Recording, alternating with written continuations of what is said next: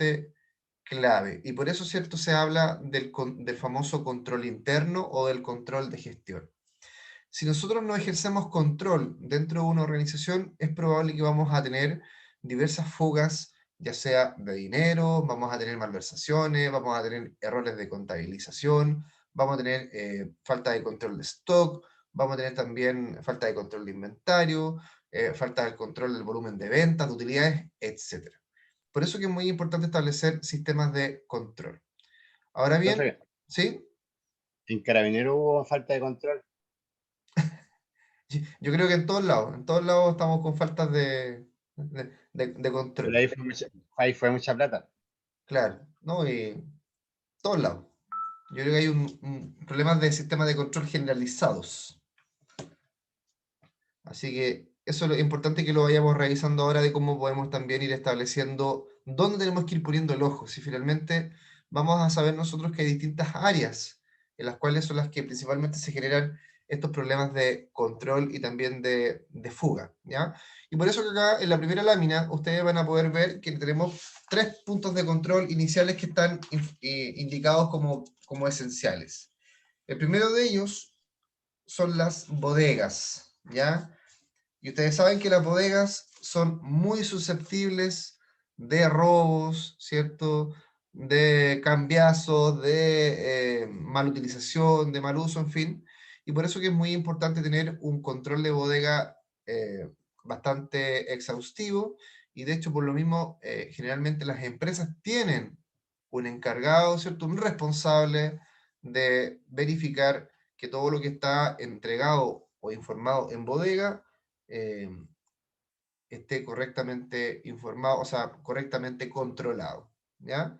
Ahora, ¿qué es lo que ocurre con las bodegas? Que siempre, al ser bodegas generalmente de gran tamaño o mediano tamaño, que guardan una gran cantidad de existencias, cuesta mucho tener el control, ¿ya? Cuesta mucho tener el control, por ejemplo, en cuanto a los horarios de salida de productos, a los horarios de ingreso de productos, a los horarios de retiro de productos por parte de los funcionarios, por parte también de empresas externas, en fin. Por eso que es muy relevante que el tema de bodegas sea un tema bastante sensible e importante a abordar con un sistema de control, ¿ya? Entonces, esto es sumamente relevante.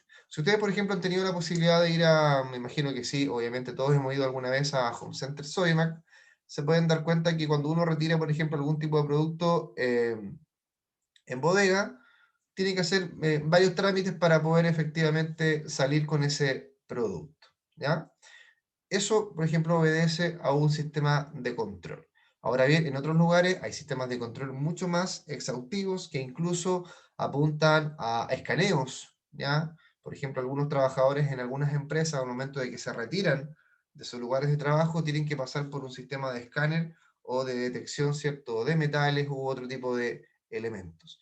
Entonces, es muy importante que nosotros hablemos de sistemas de control de acuerdo al punto en el cual nosotros tenemos que efectuarlo. Por eso el primer elemento relevante a considerar son las bodegas. El segundo punto son los estados contables.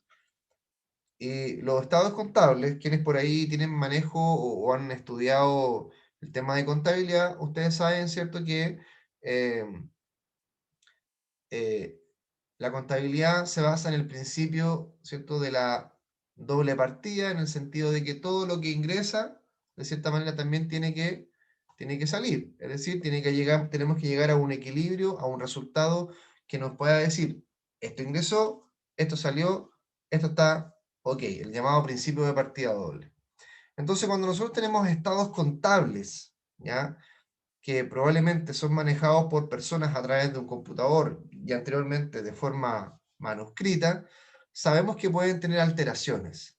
Sabemos, ¿cierto?, que yo puedo modificar de cierta manera los valores, que yo puedo por ahí obviar cierta información a registrar y por tanto también es un elemento bastante susceptible de malversación, de modificación, de alteración. Por ello, también es muy importante que los estados contables, los balances, por ejemplo, tengan un control adecuado. Y por eso que hoy día se establecen sistemas, ¿ya? Sistemas informáticos que llevan a cabo los balances financieros. Ahora, qué es lo que ocurre en los estados contables? ¿Cuál es el principal problema que se da? Es que pueden existir colusiones. Y por eso que muchas veces los estados contables son alterados, porque existen colusiones. ¿Qué significa esto? Que hay personas que se ponen de acuerdo para poder obviar o pasar por alto algún tipo de información sensible para el resultado de ese estado contable. Y por último también tenemos como punto importante de control las ventas. Y como ustedes pueden saber, las ventas son algo diario, algo en cada momento que nosotros podemos observar y que puede ser bastante susceptible también de alteración o malversación, considerando, por ejemplo, que nosotros podemos internamente modificar quizás el precio de un producto, en desmedro de generar un sobreprecio para poder nosotros quedar con ese valor. También podemos generar una alteración en el tipo de producto que estamos vendiendo. También podemos alterar quizás la calidad del producto que estamos vendiendo. Y también Sí, podemos profe, generar... ¿Sí? yo igual he visto, profe, o sea, ayer mismo fui al supermercado y sabe que había un cajero que andaba dando vueltas y de repente se siente cuando se acerca un hombre y le pasa así los productos y no es que suena el pito cuando va pasando el producto y habían algunos productos que no pasaba el pito. Igual es así, están sacando productos sin... O sea, hay distintas situaciones que ocurren. Yo he visto, por ejemplo, personas que a la vista de todos los cajeros, por ejemplo, han robado quesos, pasando quesos, una señora antes de la caja pasándole queso a otra que está más atrás, pero no por un tema de colusión, sino que también por un tema de temor ante algún tipo de represalia. Entonces, tenemos que ahí también Lo mismo con los clasificar quizá un poquito, entrar a clientes. hilar más fino de cuáles efectivamente son situaciones o instancias que se traducen en colusión. Entonces, pero vamos a ver que en ventas es muy común, ¿ya? Y lo vamos a ver en varias ocasiones, que uno de los principales casos se refiere al sobreprecio, a vender un producto que tiene un precio con un sobreprecio.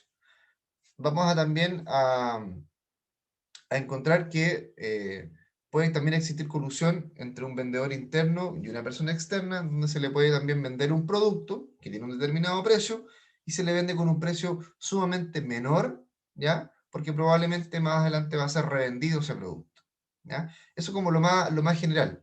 Pero también tenemos todo lo que tiene que ver con el control de stock, de cómo al momento de vender nosotros también podemos alterar el stock disponible o podemos también obviar por ejemplo, el ingreso de algún producto con falla o el retiro de algún producto con algún tipo de detalle.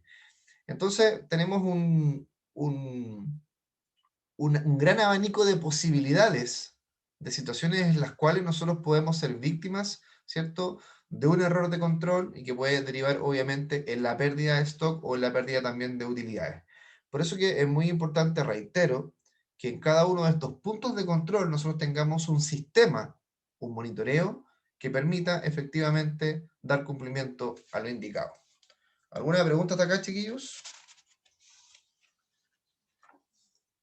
No, profe. ¿Estamos No, claros profe. entonces? ¿Sí? No, profe. Ya. Está clarito.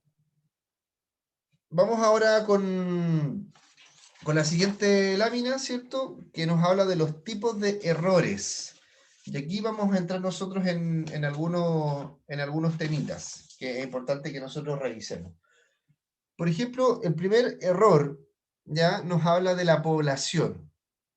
Y aquí le vamos a pedir, por ejemplo, a algunos que nos puedan colaborar con la lectura de lo que indica el cuadernillo. Le vamos a pedir a Adriana, por favor, que nos comente qué ocurre con el error de la población. La Jenny dijo que quería participar, profe. Ya, ella viene después. Ya, Adriana, la escuchamos. ¿Cuál de las Profesor, yo no dos? tengo la guía. Ya, ¿quién le va a ayudar entonces? Mauricio, ¿tiene la guía por ahí? Profesor, si quiere yo le leo lo que tiene en la PPT, pero la guía no, Ah, ya, no la imprimí. Profe, ya. usted dijo Adriana, pero ¿cuál de las dos Adriana? Adriana Mancilla. Ah, yo. Ya, profe. Ya. Dice Población dijo, ¿cierto? ¿Sí? Son errores en el número de elementos que contienen los datos que se capturan o procesan. Ejemplo, se realizan 100 ventas y se registran 120. En el libro contable no refleja las diferencias totales. Esto significa que se producen errores de subvaluación.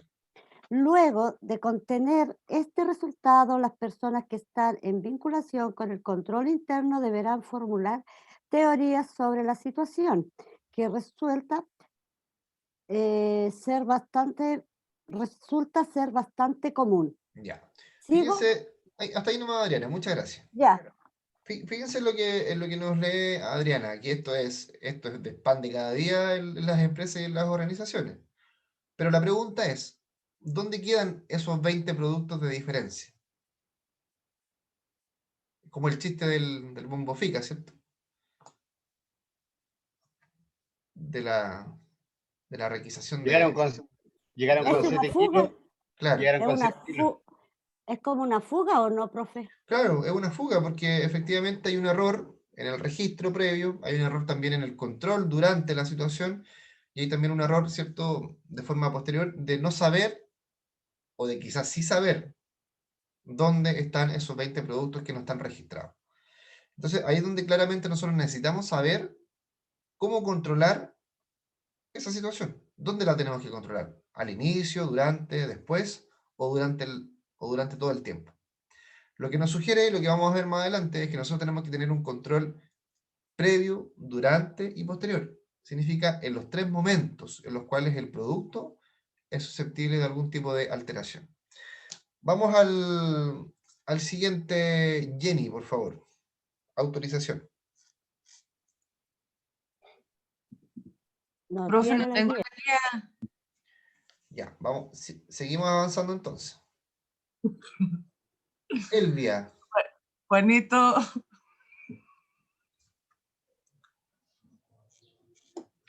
Elvia, ¿está por ahí? ¿Está trabajando, profe? Ah, verdad que la Elvia está ahí. Ya, Pamela. Usted yo sé que tiene la guía ahí. La está mirando en este momento.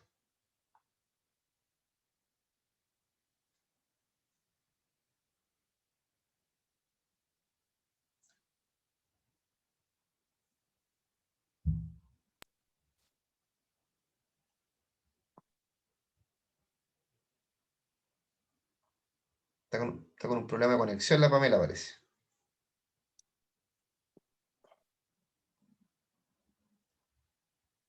Cristina,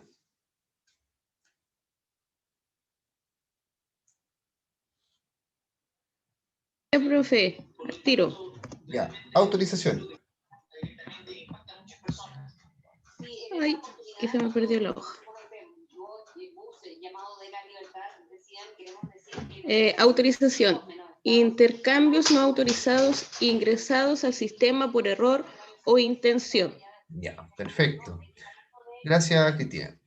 Cuando hablamos de la autorización se refiere a que nosotros en nuestro sistema de registro, de contabilización o de inventario, ingresamos, ¿cierto? Por ejemplo, a stock, aumentamos, por ejemplo, el número de productos que hay en stock, pero finalmente ese número de productos no es tal. Entonces ahí podemos decir que existe algún tipo de error o puede existir también algún tipo de intención para poder generar algún perjuicio o daño, ¿cierto? En este caso a los responsables del control respectivo. Magda, ¿está por ahí Magda?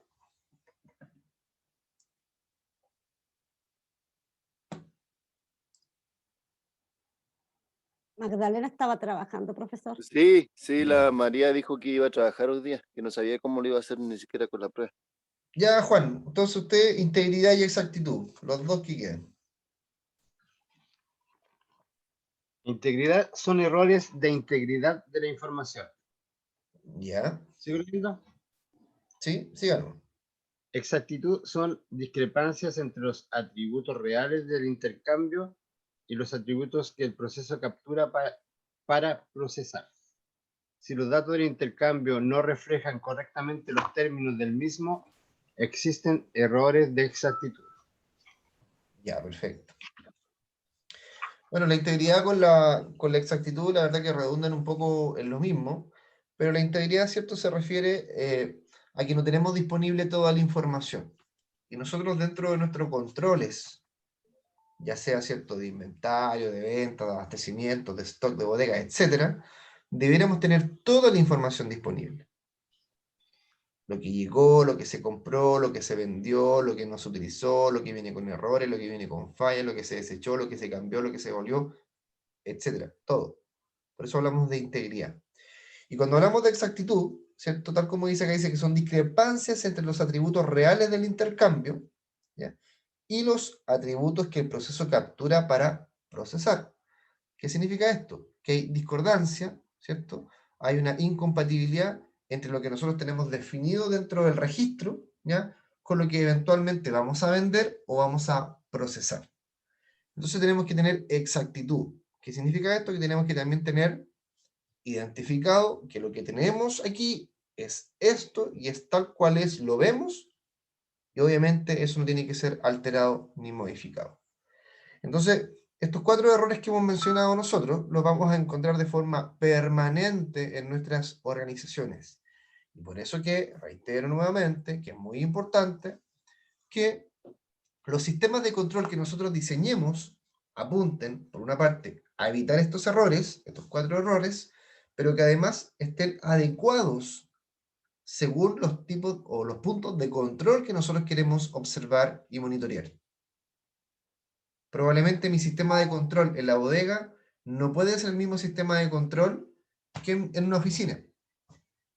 Porque obviamente los flujos de movimiento y los tipos de elementos o de stock al cual nosotros nos vamos a enfrentar son totalmente distintos. ¿Ya? Profe, ¿Sí? yo creo que uno de los mejores ejemplos para en ese caso de cómo llevar un control son las clínicas, porque la clínica cobra hasta un algodón. Y todo va rotulado y lo pasan con su maquinita y va registrado. Todo. Así es. No se pasa nada ahí. Eso Eso no es buenos creemos. controles. Eso Sí. creemos. Sí, también. A estos los sistemas de control que son más rígidos, ¿ya?, requieren de un gran nivel de colusión para poder ser eludidos. Entonces, fíjense, recuérdense lo que pasó con Penta, por ejemplo, con Sokimich, ¿ya?, donde empresas ligadas, por ejemplo, a la minería, que son empresas que tienen un alto nivel de control, súper rígidos. Entonces, para poder eludir ese tipo de controles, tiene que haber un alto también nivel de colusión.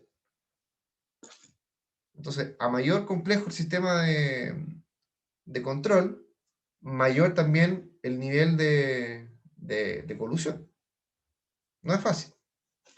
Vamos ahora con los tipos de controles, chiquillos. Vamos a pasar a la siguiente lámina. De aquí vamos a entrar en algo que ustedes ya, bueno, conocen bastante, han visto por ahí. Y el primero de ellos, ¿cierto?, es el plan estratégico. Que ustedes, me imagino, conocen lo que es un plan estratégico, ¿o no? Pamela, ahora sí le puedo preguntar, ¿o no? Ahora sí. ¿Se ¿Lo acuerda leo? usted que lo que Ah, era un plan estratégico, no?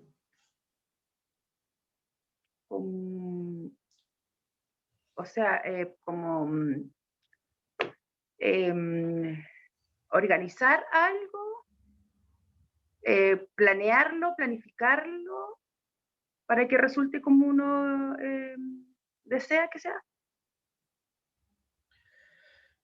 Así es, sí, en palabras simples lo pudiéramos definir de esa forma, pero en estricto rigor lo que nosotros tenemos que decir del plan estratégico, que es la estructura con la cual nosotros vamos a definir qué es lo que queremos hacer como empresa, hacia dónde queremos ir, cuáles van a ser nuestros objetivos, cuáles van a ser nuestros planes de acción a seguir para cumplir con ello, y cuáles también van a ser nuestras estrategias para poder llegar a cumplir con nuestro objetivo propuesto. Por tanto, el plan estratégico va a envolver y va a contemplar distintos procedimientos y etapas dentro de la organización, y que son las que ustedes están viendo aquí en el listado. Entonces, dentro del plan estratégico nosotros vamos a ver que vamos a encontrarnos con la misión, con la visión, con objetivos, con políticas y con estrategias. El informe COSO es aparte, eso lo vamos a ver después. Pero sí vamos a centrarnos en estos primeros 5 puntos para poder, de cierta manera, recordar un poquito esta materia que me imagino que ya pudieron haber visto, o que eventualmente por ahí, a veces por el puro conocimiento, nosotros la conocemos. Pero vamos a ver entonces lo primero, ¿qué es lo que es la misión? Y en la misión, aquí ustedes tienen que entender que, tal como dice la lámina, es el propósito de existencia de la empresa. ¿Cuál es la razón de ser? Justifica su existencia. Y también tenemos, ¿cierto?, la visión, que es la que nos dice hacia dónde queremos llevar a la empresa, qué es lo que queremos ser en el futuro, y también donde se plasman de cierta manera los valores que esta empresa quiere proyectar. Entonces yo, por ejemplo, les digo que vamos a hablar, por ejemplo, de Valle, ya, supongamos Valle Central. Valle Central, si nosotros queremos decir cuál es su misión, es decir, cuál es el propósito de existencia, cuál es la razón de ser, tenemos que decir que, por ejemplo, Valle Central es un instituto profesional que tiene por misión formar y preparar jóvenes y adultos profesionales, ¿cierto?, en el desarrollo de una carrera profesional para poder entregar sus conocimientos en el mundo público, en el mundo privado. Ejemplo. Y en el caso de una visión, podríamos decir que, por ejemplo, Valle Central, como visión, hacia dónde quiere llegar como empresa, es ser una de las instituciones más reconocidas del sur de Chile en los próximos 5 años. Eso es un ejemplo muy breve de visión. Entonces, si ustedes se dan cuenta, cuando hablamos de visión, hablamos de futuro, y cuando hablamos de misión, hablamos de presente. Eso es clave al momento de entender ambos conceptos, ¿ya? Entonces, acá mismo, de hecho, en el cuadernillo, ustedes tienen la definición de ambos conceptos, y además tienen un ejemplo para cada uno de los conceptos. Vamos a pedirle a ver, aquí le podemos pedir que pueda leer ambos ejemplos. Y vamos a pedir a... Yo leo, profesor, si quiere. Ya, póngale nomás. Carlos, Ya, Carlos, póngale. la misión ¿Sí? dice que es el factor interno. Este factor interno es y será lo que la empresa estipula su trabajo día a día, su razón de ser. Es por ello que se deberá fortalecer los procedimientos en forma de lo que dicta la misión de la organización. Por ejemplo, considerando la misión, nuestro querido instituto sería formar profesionales y técnicos desarrollando en ellos capacidades de aprendizaje que les permitan lograr las adecuadas competencias para el desenvolvimiento en el mundo globalizado de hoy, manteniendo presencia en la mayor parte del país. Síganlo. Y como visión, este factor será la meta propuesta que quiere adquirir la organización a largo plazo, hacia donde va, es decir, lo que deberá lograr con la optimización de procesos y por consiguiente mejoramiento de la gestión para poder alcanzar dicha situación futura. Siguiendo con el ejemplo de nuestro instituto, ser una institución de formación profesional y técnica con presencia nacional, reconocida por su capacidad de estar presente en toda instancia donde se requiere educación superior. Perfecto. Gracias, Carlos.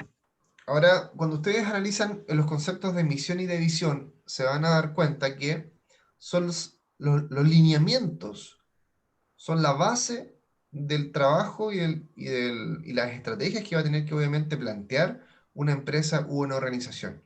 Nosotros no podemos hablar de estrategias, ¿cierto?, hablar de acciones, si no tenemos definida previamente nuestra razón de ser. Por tanto, la visión y la misión se transforman en la razón de ser de una organización y son las que te dan los lineamientos para nosotros poder avanzar en ella y poder hablar de objetivos, hablar de políticas y hablar de estrategias. Vamos ahora a los objetivos. Vamos a pedirle a Juan que lea de nuevo, por favor, objetivos.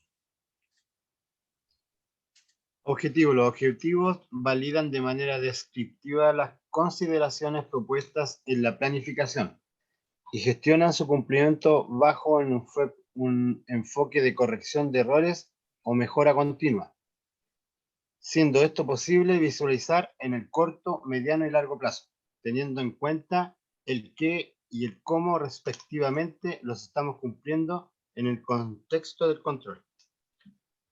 Ya. Ahora, ¿qué tenemos que nosotros poder acá, de esta manera, mencionar en cuanto a los objetivos? Todos ustedes saben cómo se elabora un objetivo, cómo se define un objetivo. Pero es muy importante que nosotros, cuando hablamos de ese objetivo que estamos creando, tenemos que tenerlo estrictamente relacionado también con nuestra visión y con nuestra misión. Tiene que haber una relación, una estrecha relación. Entonces, cuando hablamos acá, por ejemplo, dice que los objetivos validan de manera descriptiva las consideraciones propuestas en la planificación. Significa que nuestros objetivos tienen que apuntar también a algo cuantificable, a algo medible, y además tienen que ser realistas. Por tanto, yo lo que me planteo como objetivo es algo que eventualmente yo lo voy a lograr. Tiene que ser ambicioso, sí. Tiene que ser un desafío, sí. Pero debe permitirse cumplir.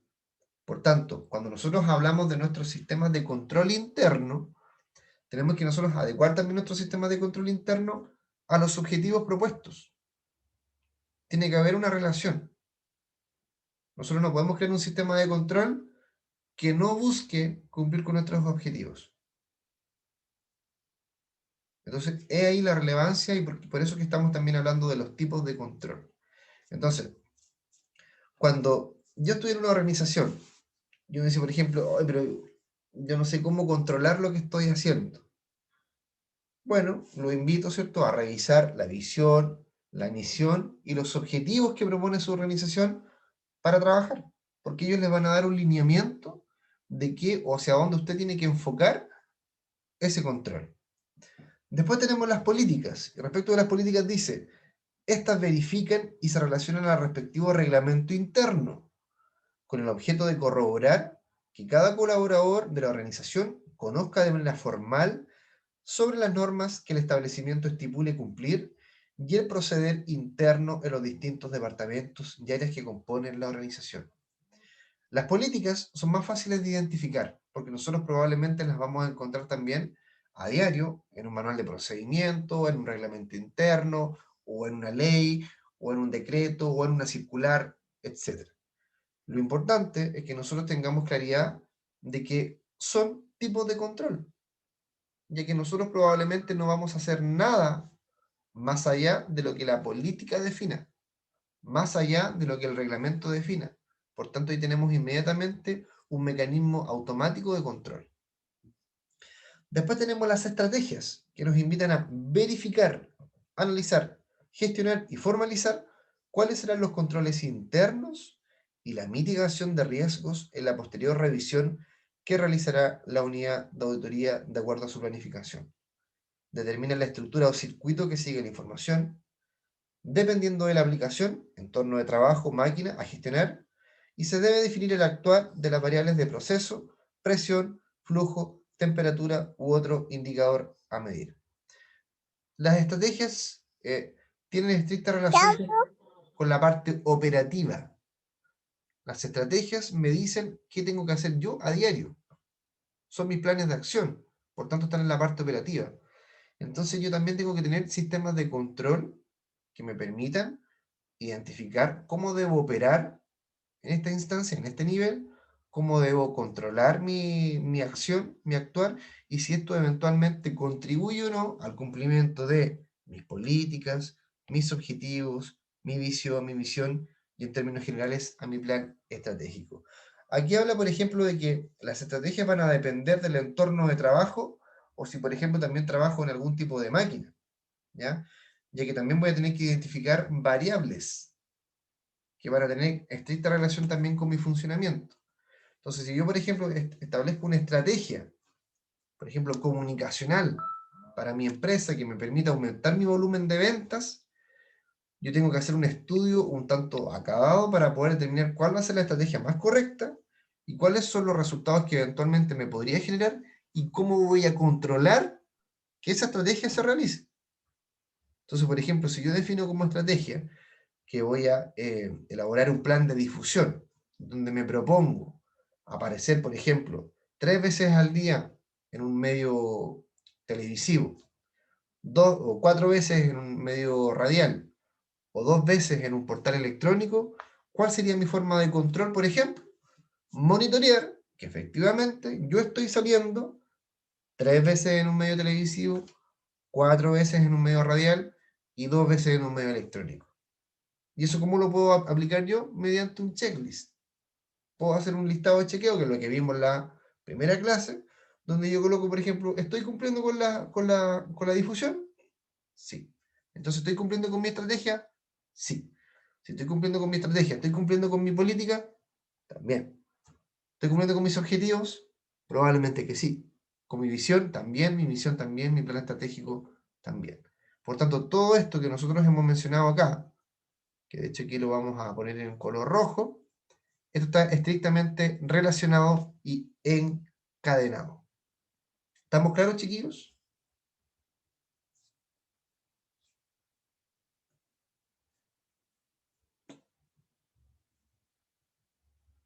Sí, profe. Ya. Sí, profe.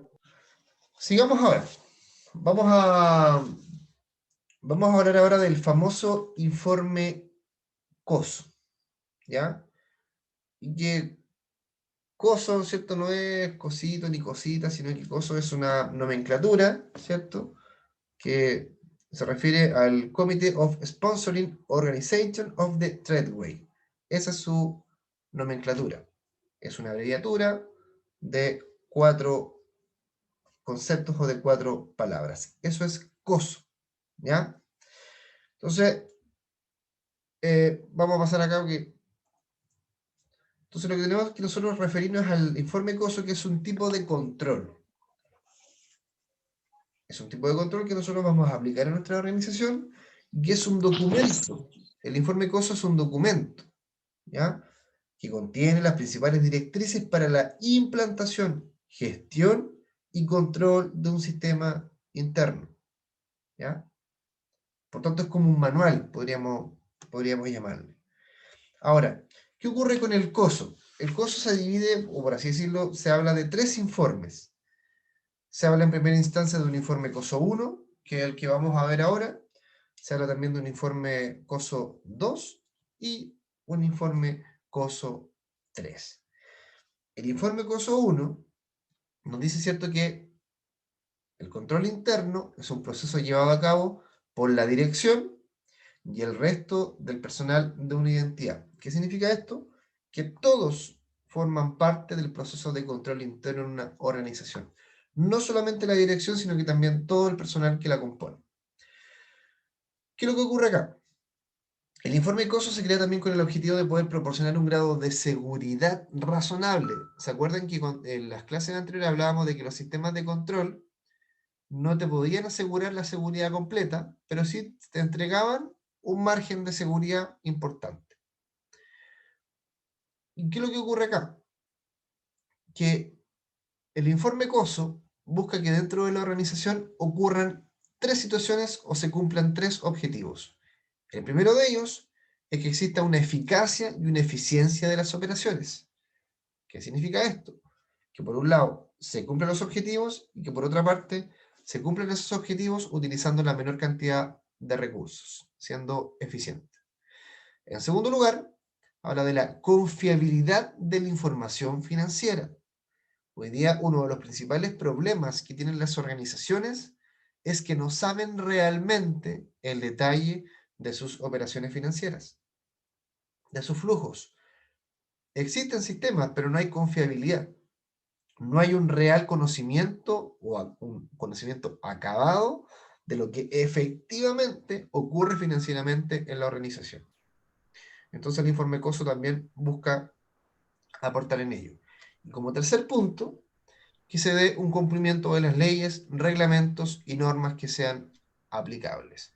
Por tanto, este tipo de control, el informe COSO, también busca que la organización esté siempre muy apegada a los estándares legales y de reglamentos y normativas que puedan ser susceptibles a su funcionamiento. Ahora, ¿cuáles eran las formas de controlar o los ámbitos de control que propone, de cierta manera, el informe COSO? Nos habla de 5 componentes. Nos habla de el ambiente de control, nos habla de la evaluación de riesgos, nos habla de las actividades de control, información y comunicación y supervisión. Es decir, que dentro de la organización se debe cumplir con estos 5 principios. ¿Ya? Vamos a ver ahora en qué consiste cada uno ¿cómo se llama? De los principios, ¿ya? Para que ustedes también tengan certeza de cómo se llevan a llevar a cabo. Cuando hablamos nosotros del ambiente de control, se refiere a que nosotros también tenemos que tener identificado, ¿cierto? En mi entorno, en mi contexto, en mi organización, cuáles van a ser las unidades, los sistemas, las operaciones, las actividades que van a estar sujetas a control. Lo que después nosotros también tenemos que definir, ¿cierto? Es la definición o la evaluación de riesgos que vamos a hacer. Tenemos que hacer una identificación de cuáles son los riesgos a los cuales podrían estar expuestos nuestros puntos de control. Riesgo de robo, riesgo de colusión, riesgo de fuga, riesgo de quema, de incendio, no sé, etcétera, lo que a ustedes se les puede ocurrir. Después de eso nosotros tenemos que definir actividades de control, es decir, cuáles van a ser nuestras acciones para controlar esos puntos de control y considerando los riesgos que nosotros hemos identificado. A continuación, nosotros también vamos a hablar o vamos a definir nuestra política de información y comunicación. ¿Qué significa esto? El cómo nosotros vamos a, de cierta manera, informar a las distintas unidades cómo se está llevando a cabo los procesos de control y cómo también vamos a comunicar sus resultados. Y finalmente hablamos como número 5, del concepto de supervisión o monitoreo, que se refiere a que todo lo que nosotros hemos definido en los 4 principios previos, tenemos que mantenerlo monitoreado o supervisado. ¿A través de qué? Eso obviamente ustedes lo van a tener que definir según los recursos o las necesidades también de la organización. Con algún software, algún sistema interno, algún sistema humano, en fin. La forma, obviamente van a tener que establecerla ustedes. Después nos vamos a encontrar con que en el 2004, ¿cierto? Se actualiza el informe COSO 1 y se pasa a un informe COSO 2. Se actualiza entendiendo que también las complejidades de la organización van cambiando, que los riesgos también van cambiando y que se requiere hacer un proceso un poquito más exhaustivo para poder controlar y evitar los vicios que se pudieron eventualmente generar utilizando el informe COSO 1. Y por eso que ahora, en vez de contar con 5 componentes, el informe COSO 2 propone 8 componentes. Y estos 8 componentes son los que están definidos acá: ambiente de control, establecimiento de objetivos, identificación de eventos, evaluación de riesgos, respuesta a los riesgos, actividades de control, información y comunicación y supervisión. Es decir, ¿qué es lo que hace el informe COSO 2? Agarra el informe COSO 1, sus 5 elementos claves, y de cierta manera los detalla un poco más para poder dar para poder dar un sistema de control mucho más exhaustivo y detallado. ¿Qué es lo que tenemos que, por ejemplo, agregar acá? Que son 3 elementos nuevos. Uno es el establecimiento de objetivos. Por tanto, se transforma como se establece cuál es el objetivo de llevar a cabo un control interno. Por tanto, cada unidad o cada operación va a tener un objetivo definido con niveles de cumplimiento asociados a ese control. También tenemos una identificación de eventos, ¿ya? ¿Qué significa esto? Que además de riesgos, vamos a identificar situaciones que eventualmente pueden tener un impacto en el cumplimiento de los objetivos. Y también vamos a incorporar la respuesta a los riesgos, es decir, no solamente vamos a identificar los riesgos, sino que también los vamos a atender, es decir, vamos a establecer acciones que permitan mitigar los riesgos identificados. ¿Ya? ¿Alguna duda hasta acá, chiquillos? ¿Estamos claros con esto? Sí, profesor. Sí, profe. Ya. Esto es para nada difícil porque es prácticamente más teoría nomás que praxis. Pero bueno, vamos avanzando. Vamos ahora, bueno, acá tenemos, ¿cierto?, una estructura gráfica de lo que es el COSO 2, cómo se plantea gráficamente, ¿cierto? Dice que los 8 componentes del COSO 2 están interrelacionados entre sí. Estos procesos deben ser efectuados por el director, la gerencia y los demás miembros del personal de la empresa a lo largo de su organización. Dice que los 8 componentes también están alineados con los 4 objetivos. ¿Cuáles son los objetivos? Los que están aquí arriba definidos: objetivos estratégicos, operacionales, informes y cumplimiento. Eso obviamente no es materia de esta asignatura, pero es importante que ustedes conozcan que dentro de la organización existen distintos tipos de objetivos, que van, ¿cierto?, desde una mayor envergadura a una menor envergadura, o desde una mayor generalidad a una particularidad. Y por último nos dice que donde se consideran las actividades en todos los niveles de la organización. ¿Qué significa esto? Que los 8 elementos que propone el COSO 2 deben ser aplicables, ¿cierto?, a todas las unidades de mi organización, o a todas las instancias de operación que tiene mi organización. Aquí, por ejemplo, habla de unidad subsidiaria, unidad de negocio, unidad de división, entidad. Pero nosotros, por ejemplo, podemos traducirlo entre gerencia, entre subgerencia, departamento, subdepartamento, operaciones. Ustedes ahí van a ver cuál es la clasificación que ustedes le puedan dar a la estructura de la organización. Vamos avanzando y vamos a llegar al COSO 3. Y aquí le vamos a pedir a ver, Luis Millapán, ¿está por ahí, Luis?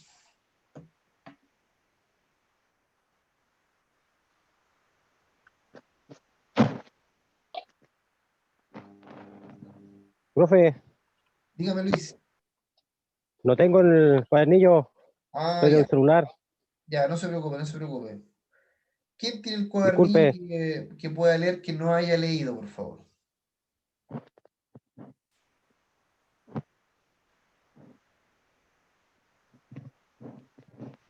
Jessica.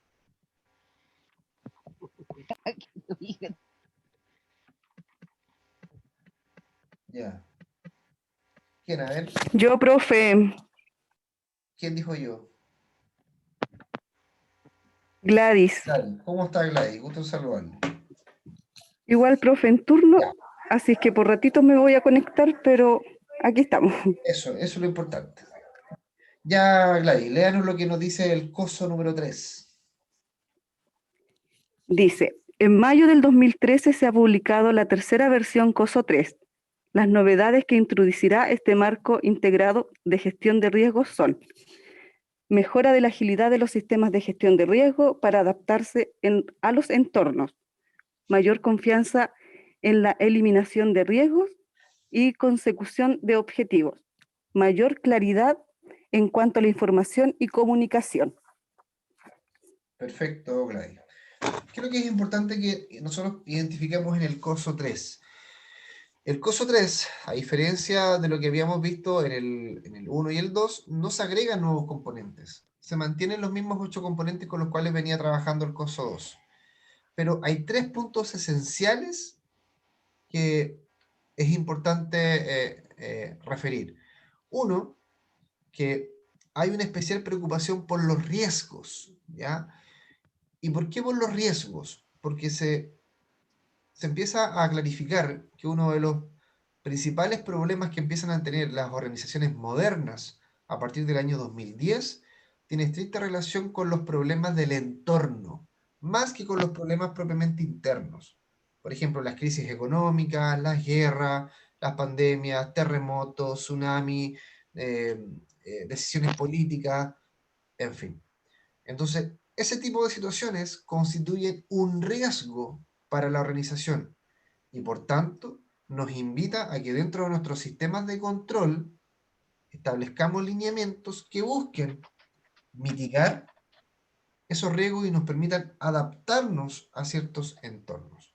Entonces, por ejemplo, en estos días, ya, bueno, llevamos prácticamente casi un año de pandemia, las empresas que probablemente estaban en función, trabajando mucho con este nuevo marco integrado de gestión de riesgos, probablemente se les pudo haber hecho más fácil, entre comillas, ¿cierto?, adaptarse a este entorno de contingencia sanitaria, donde probablemente les pudo ser más rápido adaptarse a sus sistemas de ventas, sus sistemas de compra, sistemas de comercialización, etcétera, como quizás a diferencia de otros sistemas que probablemente no estaban trabajando bajo esta dinámica. Como segundo punto, habla de una mayor confianza en la eliminación de riesgos y consecución de objetivos. Es decir, también pone énfasis y hace hincapié en que además de tener una mayor adaptabilidad a los entornos y flexibilidad frente a la afectación de los riesgos, habla de que ya podemos también hablar de una eliminación de ciertos riesgos. Es decir, si hoy día la pandemia era un riesgo para esta empresa, yo hoy día logré eliminar ese riesgo, ¿cierto?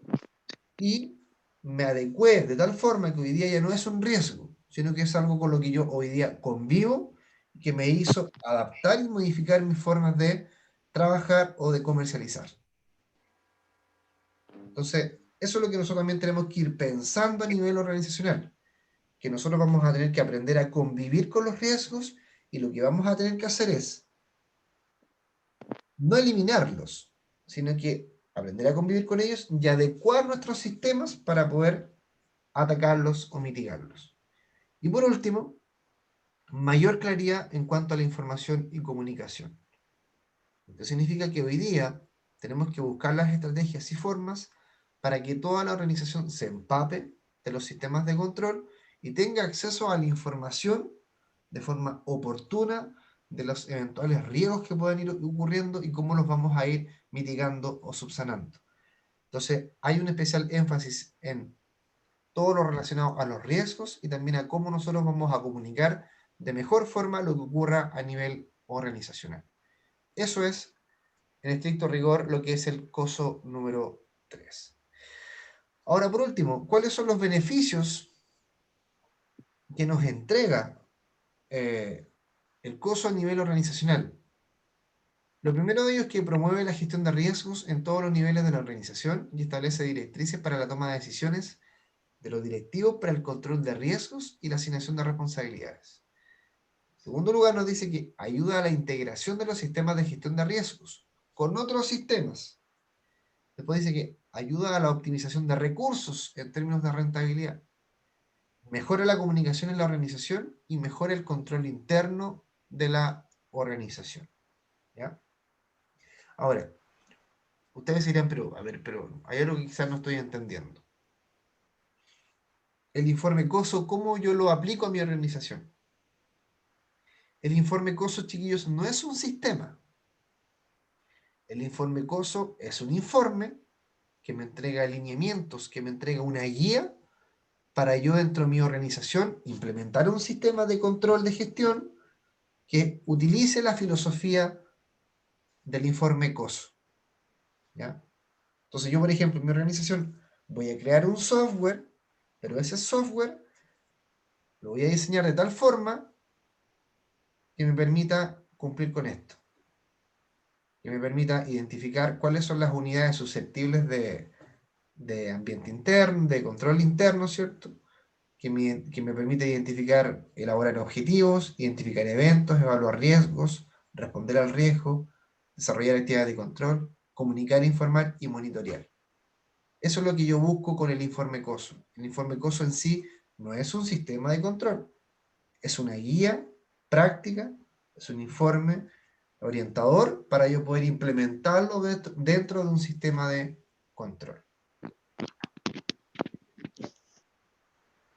¿Alguna pregunta? Profe, ¿Sí? ¿se supone que todas las organizaciones o empresas se guían por este formato o cada empresa o organización busca un formato para para lo que se supone que están, no sé, pues si hay una empresa de negocio o por ejemplo los hospitales, van variando estos formularios? Claro, lo que pasa es que el informe COSO, tal como les digo, es una guía orientadora que es aplicable a todas las organizaciones. Ah, ya. ¿Dónde va a estar la particularidad de cómo cada organización lo emplea en su organización? Va a depender, por ejemplo, del sistema de control que implemente. Si va a aplicar un software, si va a aplicar un sistema humano, un sistema informático remoto, no sé. Y también va a tener diferencias en relación a los puntos de control, qué es lo que quiere controlar, cuáles son los riesgos. No todas las empresas tienen los mismos riesgos. Entonces, obviamente que va a variar según el tipo de organización o de empresa. Aquí tenemos, por ejemplo, otros beneficios del informe COSO, ¿cierto? Donde podemos destacar, por ejemplo, acá que reduce la posibilidad de sorpresas y de pérdidas. ¿Por qué de sorpresas? Porque nos prepara de mejor forma ante un eventual riesgo, nos da mayor flexibilidad y también reduce la posibilidad de pérdidas porque nos permite ir controlando de forma previa si estoy haciendo algo bien o mal y cómo también poder ir corrigiendo eventualmente lo que estoy haciendo de mala forma. Después vamos a avanzar, vamos a seguir ahora con la cadena de valor, que también es un modelo a seguir, un modelo, al igual que el informe COSO. Aquí le vamos a pedir a alguien más que pueda leer, por favor, que no sea Gladys, ni Juan, ni Jenny, ni Pamela, ni Carlos. ¿Quién más puede leer, por favor? Hola, profe, yo puedo. Ya, perfecto, muy bien.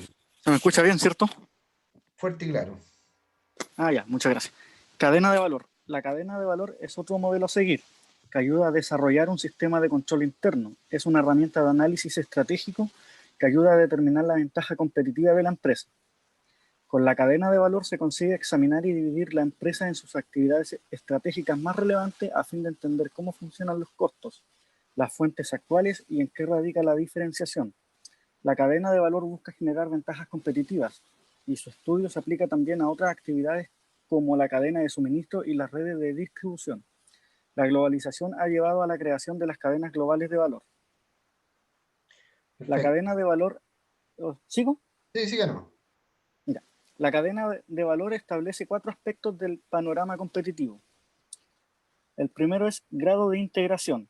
Se definen todas aquellas actividades que se realizan en la propia empresa y no en otras compañías independientes. Panorama industrial.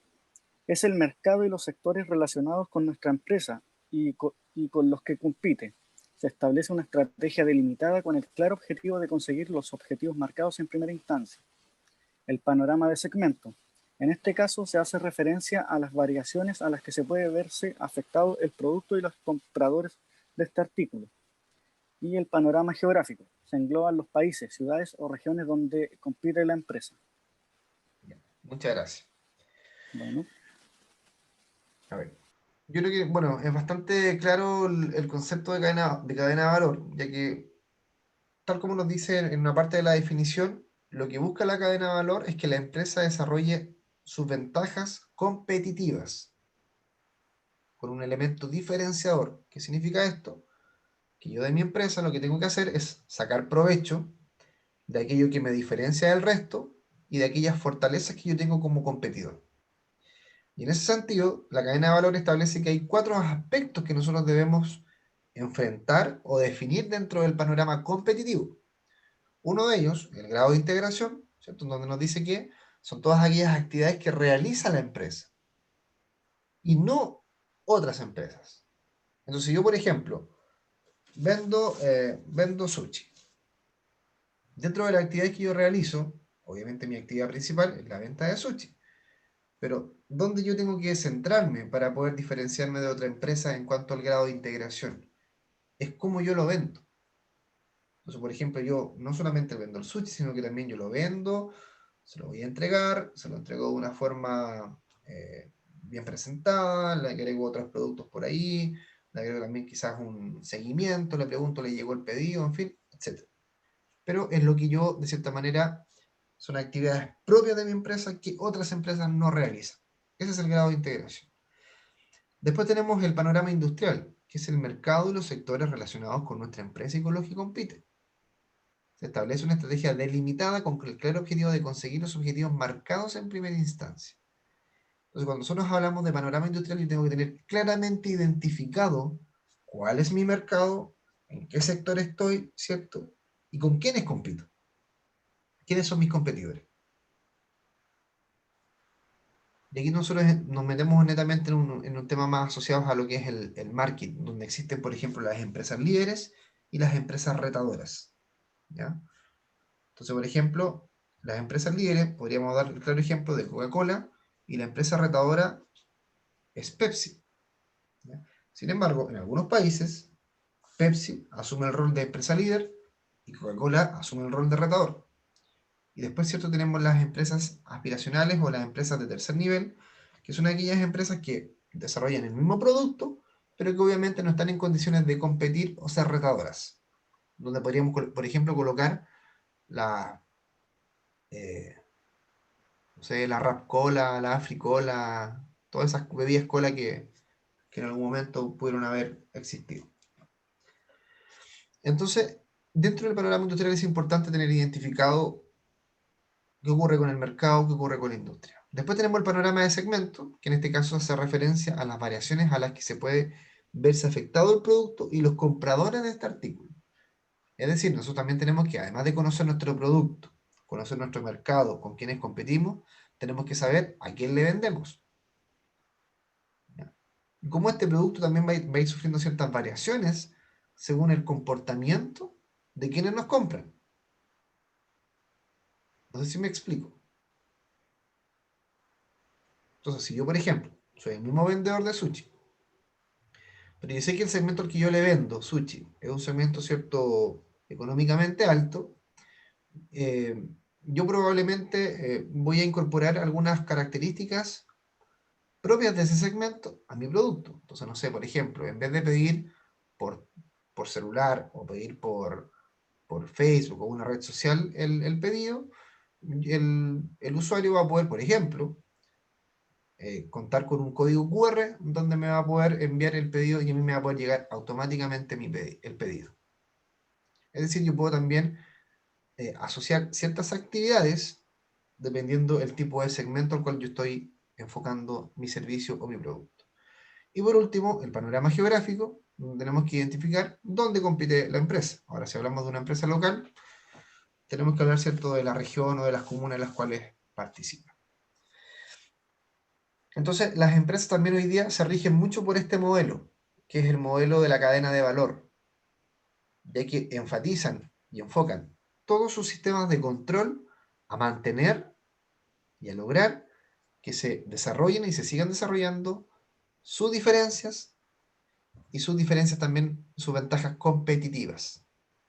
Eso es lo que busca la cadena de valor.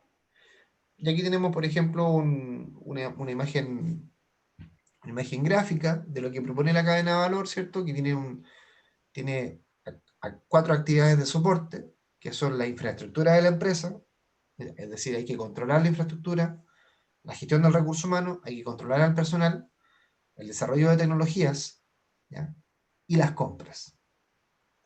Y por otra parte también tenemos las actividades primarias, es decir, las actividades, ¿cierto?, que de cierta manera contribuyen al control de las 4 actividades de soporte, que son la logística de entrada, es decir, lo que llega, ¿cierto?, donde yo compro, mis proveedores, las operaciones, la logística de salida, cómo yo saco al mercado mis productos, mis existencias, marketing y ventas, y por último, el servicio.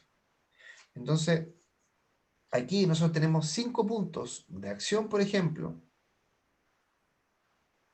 Tenemos 5 puntos de acción aquí, en donde nosotros vamos a buscar establecer sistemas de control rígidos que me permitan seguir manteniendo mis ventajas competitivas. ¿Por qué? Porque una ventaja competitiva que yo puedo tener como empresa, como productora, puede ser, por ejemplo, que yo le compro a los proveedores más baratos del mundo.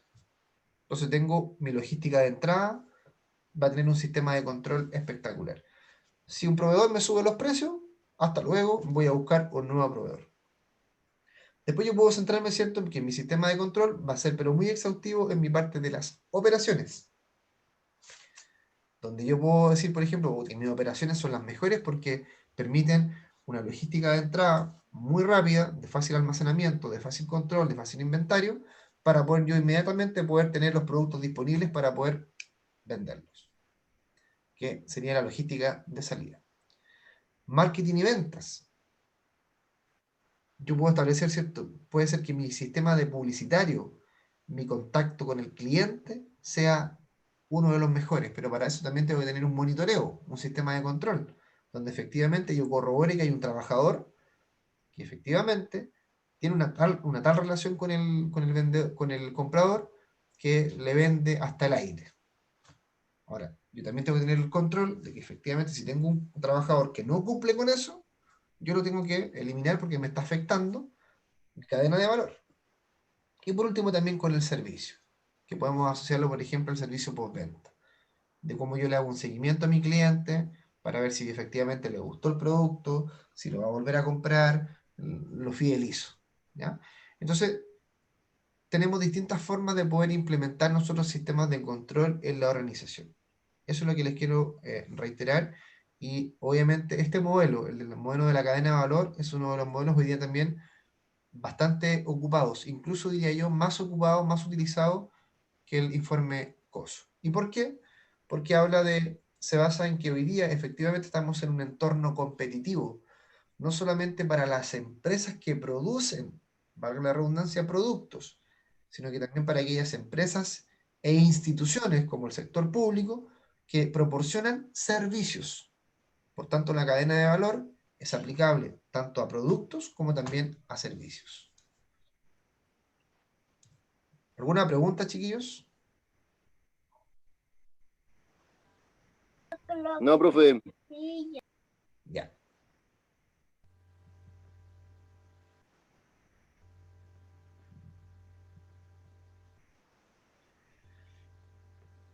Vamos ahora entonces, ya estamos casi llegando a la parte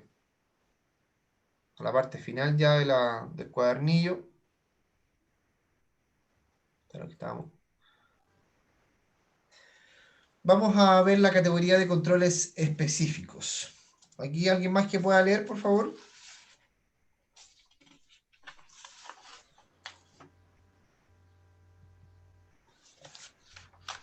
Yo le leo, profe. No soy muy Ya. bueno, pero le colaboro. Póngale nomás. Categoría de controles específicos. Controles de la población en el procesamiento.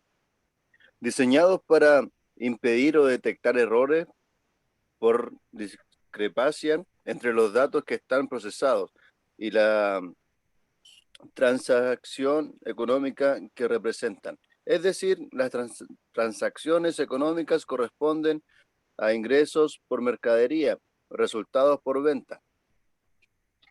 Entonces existe un control de población sumando las facturas de un periodo y cruzarlas con costo de mercadería más resultado por venta. Ya. Este es el control más común, ¿ya? En el sentido de que todo lo que sale, ¿cierto?, de un negocio tiene que estar registrado y todo también lo que ingresa debe estar inventariado. Entonces, lo que busca obviamente este control es buscar dónde se generan ciertos vacíos y cruzarlos en relación también con los costos de las mercaderías para ver si efectivamente nuestro punto de equilibrio, que es ¿cierto?, el menor precio al cual yo puedo vender para seguir obteniendo utilidades, se cumple. Siga nomás, por favor, con el otro control. Controles de reconciliación. Es un tipo de procesamiento que puede detectar el proceso tanto de errores de la población como de exactitud e integridad. en la etapa de procesamiento a través de dos corrientes de información que en algún punto se separan para ofrecer dos o más riesgos diferentes, pero, pero que deben coincidir en cuanto a sus totales. Ya. Este tipo de control, el de control de reconciliación, significa que cuando yo, por ejemplo, creo un producto, tengo un producto, yo puedo ir también por líneas distintas con ese producto. Entonces, por ejemplo, yo por una parte voy a vender el producto, pero por otra parte también puedo quizás ofrecer arriendo del producto. Por ejemplo, con lo que ocurre con los rentacar. Supongamos que tenemos un rentacar y al mismo tiempo tenemos una automotora. Yo voy a tener vehículos, ¿cierto?, que van a ser para arriendo y vehículos que van a ser para venta. Pero en algún momento, estos dos procesos, que uno es el de arriendo y otro el de venta, se juntan.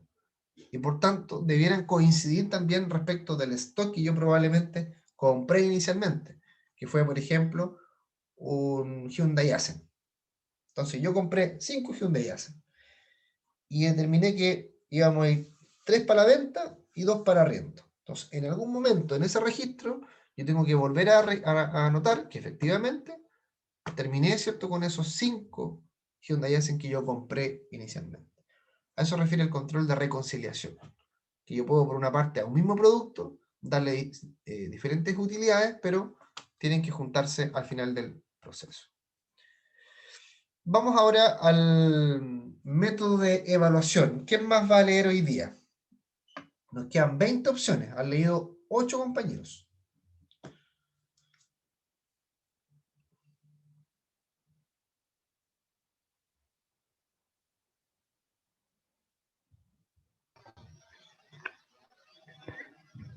Yo leo, profe, no sé si me escuchan. Perfecto, adelante. Métodos de evaluación. Los métodos son considerados y connotados de manera distinta en virtud de la evaluación de las organizaciones, en consideración a su tamaño y su giro respectivamente. Es inclusive grado de formación del personal, es decir, por ejemplo, para una empresa mediana, el sistema de control puede que sea de una complejidad relativa a las funciones y actividades que desempeña, en donde regularmente existe un área o persona encargada para tales efectos. Ahora, si esto lo llevamos a una pequeña empresa, quizás el propio dueño lo realice o persona de confianza. ¿Y qué decir de una empresa grande, donde existe un departamento de línea de staff quien diseña con la dirección de la empresa los respectivos procederes que involucran los métodos de control desde lo corporativo, estratégico y funcional? Ya, muchas gracias. Aquí, por ejemplo, nosotros tenemos que identificar que dentro de los modelos que nosotros vamos, o sea, de los métodos que se aplican en una organización para poder evaluar el control y todos los procesos asociados al personal, efectivamente existe una gran diferencia entre lo que ocurre en una empresa pequeña y una gran empresa. Si ustedes se fijan y van a cualquier comercio o local comercial del centro de Temuco o del centro de Victoria, por ejemplo, que no sea de una cadena, ya, sino que sea, ¿cierto?, de una persona independiente, se van a encontrar con que probablemente cada uno y todos los controles que él lleva, los lleva él mismo o su contador. No pasa por más manos. Entonces, es muy relevante que si nosotros vamos a tomar la determinación de nosotros llevar el control, tenemos que también tener un sistema adecuado para poder llevarlo y que nos permita también corregir errores y no caer en desgracia con ciertas situaciones a las cuales puede verse afectado. Entonces, nosotros vamos a tener 4 métodos de evaluación del control interno. Esto no está en su cuadernillo, pero que consideré que era importante mostrárselo. Pero es importante que ustedes identifiquen cuál eventualmente puede ser un método de evaluación del control interno a utilizar. El primero, ¿cierto?, es el método descriptivo, que es el método más básico y el que ustedes probablemente van a encontrar en todos los negocios del pueblo, ¿cierto?, que es también llamado narrativo, que consiste en hacer una descripción por escrito de las características del control de actividades y operaciones. ¿Ya? Entonces me pongo a escribir ahí todo lo que yo voy a ir controlando y todo lo que se está haciendo, todas las actividades que se están haciendo. Después también tenemos el método del cuestionario, donde en este procedimiento se elaboran previamente una serie de preguntas en forma técnica y por áreas de operaciones. Este es un método un tanto más elaborado, donde nosotros obviamente que lo que buscamos conseguir con este es que efectivamente dentro de la organización y sus unidades estén llevando a cabo las formas de control interno necesarias. Entonces aplicamos un cuestionario. Después también tenemos como número 3 el diagrama de flujo, ¿ya? Que es una imagen, una representación simbólica de un sistema o una serie de procedimientos en que estos se muestran en secuencia. Entonces nosotros, todo lo que se está haciendo en la organización o en la empresa para poder controlar los procesos, lo llevamos a un mapa mental, a un esquema gráfico o tal como dice acá, a un diagrama de flujo. Y por último, como número 4, también tenemos el proceso de evaluación del control interno, donde dice que es preciso definir una metodología para la evaluación del control interno con el fin de ubicar de mejor manera las funciones del auditor interno. ¿Qué nos dice acá? Que nosotros probablemente vamos a tener que establecer un nuevo formato, quizás un manual, ya, quizás algún tipo de prueba, quizás algún tipo de entrevista, ¿ya? En donde nosotros podamos recabar los antecedentes de todos aquellos controles que se están llevando a cabo en la organización. Entonces, los métodos de la evaluación del control interno no son los sistemas de control, para que no se confundan. Los métodos de evaluación del control interno son formas o estrategias que nosotros vamos a desarrollar para corroborar que dentro de la organización sí se están llevando sistemas de control. Eso es importante que lo tengan más que claro. ¿Alguna pregunta hasta acá, chiquillos? No, profe. Ya, vamos a hacer un... vamos a hacer... Ah, no, yo prefiero que mejor vamos a revisar al tiro los puntos de la prueba, ¿les parece o no? Sí, profe. Y ahí después se van a estudiar tranquilamente para que les vaya bien en su prueba. Denme un segundito.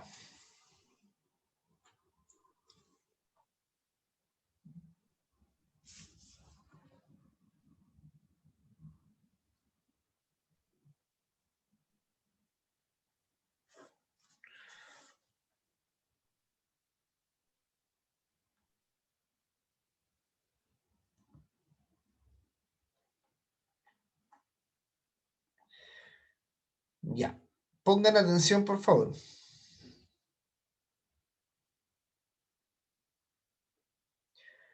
Ya, el primer tema que tienen que estudiar, chiquillos, para su prueba